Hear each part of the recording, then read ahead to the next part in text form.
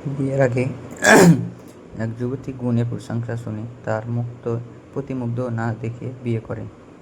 স্ত্রী বাসর ঘরে গিয়ে প্রথম দেখেন তিনি, কিন্তু স্ত্রী ঘুমটা খুলতে মনোবেদনা বিচ্ছিন্ন হয়ে পড়ে।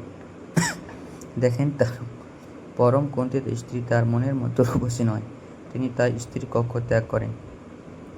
অপেক্ষা করতে করতে একটা সময় স্ত্রী নিজেই প্রিয় স্বামীকে বলেন, আপনি কি আমাকে অপছন্দ করছেন? স্বামী কোনো জবাব দেন না। নীরবতার মাঝে স্ত্রী তার জবাব পেয়ে যান।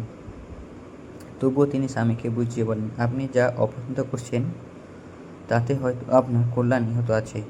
বাইরে এভাবে না থেকে ভেতরে আসেন। লোকটি ভেতরে যান এবং বাসর রাত যাপন করেন। কিন্তু দেখেন স্ত্রীর চেহারার প্রতি তাকাতে না মন খারাপ হয়ে যায়। আবার মনে দুঃখ, তিনি এবার বাড়ি ছেড়ে দেন। বাসরাতে তার স্ত্রী গর্ভধারণ করেছেন এ খবর তিনি জানতে পারেন না। ভিন দেশে একে একে 20টি বছর কাটিয়ে দেন তিনি। কতদিন তা এভাবে থাকা যায়? একটা সময় তার নারীর টান পড়ে। 20 বছর পর তিনি নিজ শহরে ফিরলেন।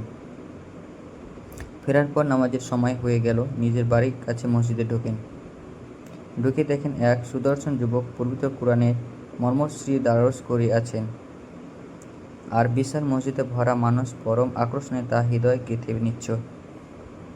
তার হৃদয়গ্রাহী পাঠ শুনে লোকটার অন্তর বিগলিত হয়ে যায়। তিনি অন্যদের কাছে এই গুণী মুসাফিরের নাম জানতে চান। লোকেরা তাকে বলেন, ইনি ইমাম মালিক। তিনি আবার জানতে চান, ইনি কার ছেলে? লোকেরা বলল, এ এলাকার আমির বিন আনাস নামে এক ব্যক্তির ছেলে, যিনি 20 বছর আগে বাড়ি থেকে চলে গিয়েছেন আর ফিরে আসেননি। লোকটার কলিজায় কাঁপন ধরে গেল। তিনি যে সেই আমির বিন আনাস। আবেগে উত্তাল আমির সাথে সাথে ইমাম মালিকের কাছে এসে বললেন, বাবা, আপনার বাড়িতে কে কে আছেন? ইমাম মালিক জানালেন, তার বাড়িতে তিনি ও তার মা থাকেন, আর কেউ না। আমির তাকে বললেন, আপনি কি আমাকে আপনার বাড়িতে নিয়ে যাবেন? আমি আপনার মায়ের অনুমতি ছাড়া আমি আপনার ঘরের দরজায় দাঁড়িয়ে থাকবো। আপনি ভেতরে গিয়ে আপনার মাকে বলবেন। দরজায় একজন লোক দাঁড়িয়ে আছেন। তিনি আমায় বলেছেন, আপনি যা অপছন্দ করেন হয়তো তাতে আপনার কল্যাণ নিহিত আছে। তার কথার মতো ইমাম মালিক তার সাথে নিয়ে গেলেন। নিয়ে মায়ের যা বললেন তার মাকেও তাই বললেন।